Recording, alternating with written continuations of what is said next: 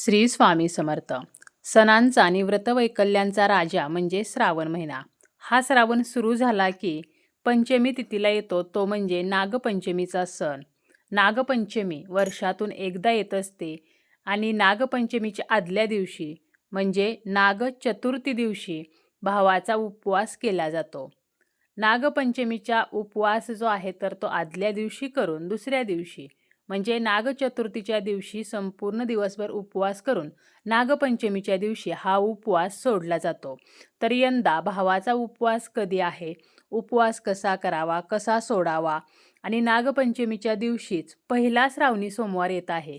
त्यामुळे ज्यांचा नागचतुर्थीचा उपवास असणार आहे आणि श्रावणी सोमवारचा सुद्धा उपवास असणार आहे, तर अशा व्यक्तींनी, अशा महिलांनी हा उपवास कसा सोडायचा आहे, या दिवशी महिलांनी मेहंदी का काढावी, एकतरी झोका का घेतला जातो, नागपंचमीच्या दिवशी नवीन वस्त्र, नवीन अलंकार का घालावेत, अशी संपूर्ण माहिती आपण आजच्या या व्हिडिओमध्ये पाहणार आहोत. व्हिडिओला सुरुवात करण्या अगोदर तुम्ही जर चॅनलवरती नवीन असाल आणि पहिल्यांदाच माझे व्हिडिओ पाहत असाल तर चॅनलला सबस्क्राईब करा.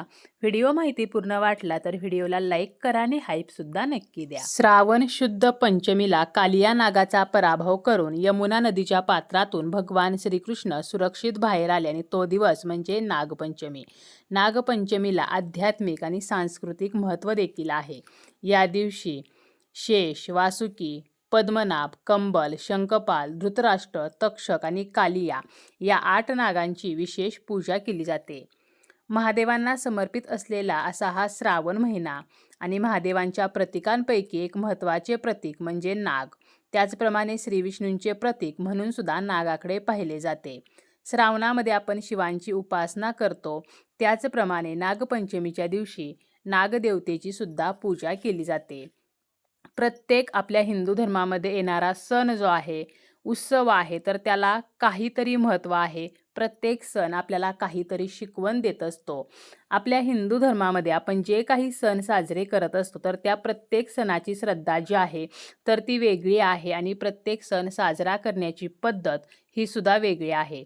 मानव आणि समाज हा संस्कारित व्हावा आणि त्याचे अनुकरण व्हावे यासाठी सणवार हे त्यांचे महत्त्व राखून असतात आणि त्या सणांपैकी एक असलेला सण म्हणजे नागपंचमीचा सण. यंदा 17 ऑगस्टला सोमवारी नागपंचमी आहे आणि भावाचा उपवास जो आहे तर तो रविवारी 16 ऑगस्टला असणार आहे. रविवारी 16 ऑगस्टला नागचतुर्थी आहे म्हणजे श्रावण महिन्याची चतुर्थी तिथी असणार आहे.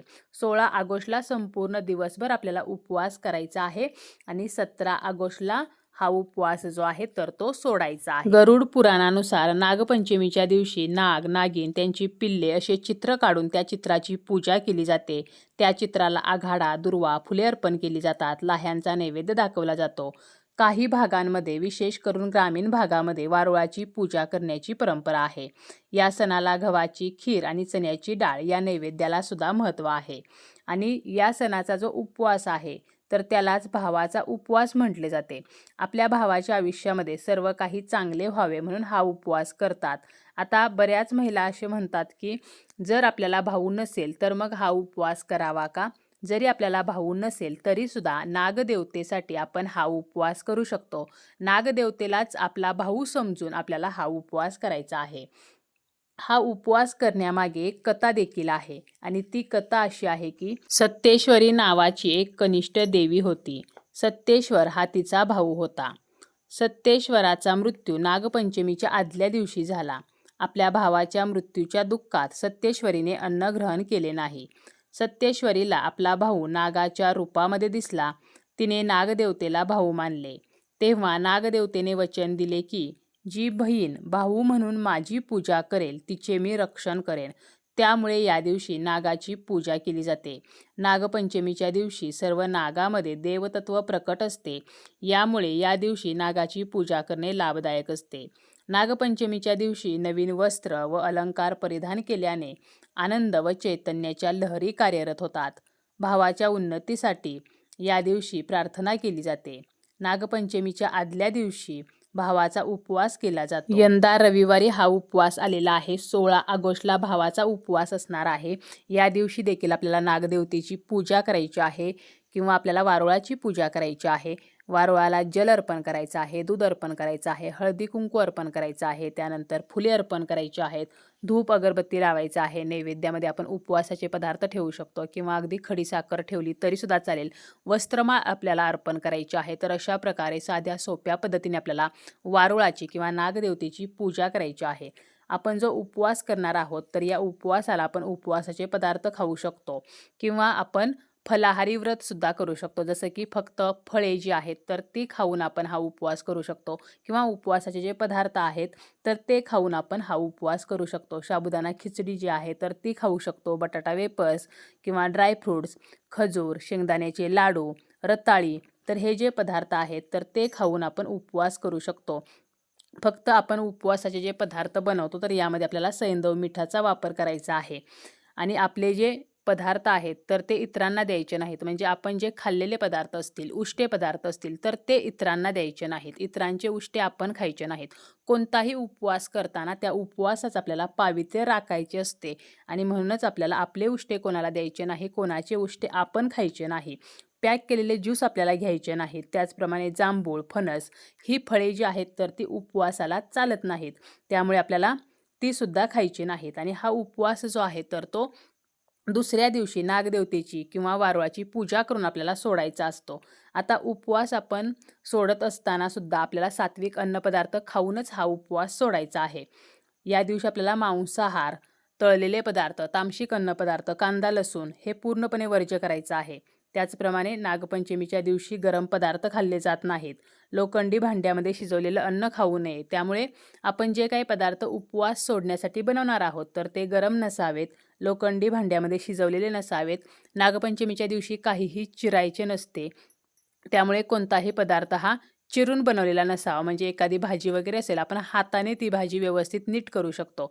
आता ज्यांचा फक्त भावाचा उपवास आहे तर त्या महिला सोमवारी उपवास सोडताना पदार्थ खाऊन उपवास सोडू शकतात. परंतु ज्यांचा भावाचा उपवास आहे आणि ज्यांचा श्रावणी सोमवारचा सुद्धा उपवास आहे अशा महिलांनी काय करावे तर जेव्हा एका उपवासामध्ये दुसऱ्या उपवासाचे पारण येते, म्हणजे श्रावणी सोमवारचा उपवास असणार आहे आणि याच दिवशी भावाच्या उपवासाचे पारण असणार आहे, म्हणजे भावाचा उपवास याच दिवशी सोडला जाणार आहे. मग अशा वेळेला आपल्याला पाणी ग्रहण करून हा उपवास सोडायचा आहे. बरेच जण असे म्हणतात की आपण अन्नपदार्थांचा वास घेऊन हा उपवास सोडावा. परंतु जेव्हा आपण अन्नपदार्थांचा वास घेतो त्यावेळेला आपला त्या दिवशी असलेला उपवास सुद्धा सुटू शकतो. म्हणून आपल्याला पाणी जे आहे तर ते प्यायचं आहे आणि मनामध्ये आपल्याला भावना निर्माण करायची आहे की मी भावाचा उपवास सोडत आहे. कारण पाणी जे आहे तर ते उपवासासाठी सुद्धा चालते आणि उपवास सोडण्यासाठी सुद्धा चालते.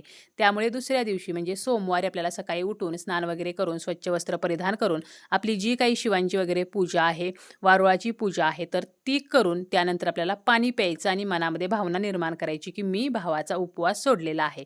तर हे फक्त ज्यांचा श्रावणी सोमवारचा उपवास आहे तर त्यांच्यासाठी. आता ज्यांचा श्रावणी सोमवारचा उपवास नाही तर त्यांनी अन्नपदार्थ खाऊन हा भावाचा उपवास सोडायचा आहे. नागपंचमीच्या दिवशी नवीन वस्त्र का घालतात तर जेव्हा सत्येश्वरीच्या भावाचा मृत्यू झाला आणि तिचा शोक पाहून नागदेवतेने तिला नवीन वस्त्र, नवे दागिने दिले आणि ते परिधान करण्यास सांगितले. हे पाहून सत्येश्वरी समाधानी झाली. त्यामुळे या दिवशी नवीन वस्त्र, नवीन अलंकार घालण्याची पद्धत आहे. त्याचप्रमाणे या दिवशी हातावरती मेहंदी काढली जाते, कारण सत्येश्वरीला वाटले की नागदेव हे तिला सोडून जातील आणि जे तिचा भाऊ सत्येश्वराच्या मृत्यूच्या वेळी त्या शोकामध्ये तिला साथ देण्यासाठी आले होते. त्यामुळे सोडून जाण्याच्या भीतीने सत्येश्वरीने नागदेवतेकडून वचन मागितले की तुम्ही मला सोडून जाणार नाही. तेव्हा सत्येश्वरीच्या हातावरती वचन देताना काही चिन्हे उमटली गेली. त्यामुळे याचे प्रतीक म्हणून आपण भावासाठी हातावरती मेहंदी जी आहे तर ती काढत असतो. त्याचप्रमाणे नागपंचमीच्या दिवशी एकतरी झोका घ्यावा असे सांगितले जाते, ज्याला मानाचा झोका म्हणतात. यामागे काय कारण आहे तर सत्येश्वराच्या मृत्यूच्या दुसऱ्या दिवशी सत्येश्वरीला नागदेव दिसले नाहीत, म्हणून ती सैरभैर झाली आणि जंगलात भटकू लागली. तेव्हा ती झाडांच्या फांद्यात अडकून पडली. त्यानंतर नागदेवांनी तिच्या समोर येऊन ते सत्येश्वराच्या रूपात तिला दिसले. मग ती खूप आनंदी झाली आणि ती आनंदाने झोका घेऊ लागली. अशी मान्यता आहे की हा झोका जसा जसा वर जातो तशी तशी आपल्या भावाची जास्तीत जास्त प्रगती होते. जसा जसा हा झोका खाली येतो तसे तसे आपल्या भावाच्या आयुष्यातील संकटे, दुःखे नष्ट होतात आणि यामुळेच नागपंचमीला महिला झोका खेळत असतात आणि म्हणूनच नागपंचमीच्या दिवशी किमान एक तरी झोका आपल्या भावाच्या प्रगतीसाठी आपल्याला घ्यायचा आहे. निसर्गाशी जोडलेला असा हा नागपंचमीचा सण असतो आणि भावाचा उपवास सुद्धा तेवढाच महत्त्वाचा आहे. नागपंचमीच्या दिवशी चुलीवरती तवा ठेवू नये, लोखंडी भांड्यामध्ये अन्न शिजवू नये, विळीने किंवा चाकूने चिरू नये, तळण तळू नये, धारदार वस्तूंचा वापर करू नये. त्याचप्रमाणे शिवणकाम सुद्धा या दिवशी करणे अशुभ मानले जाते.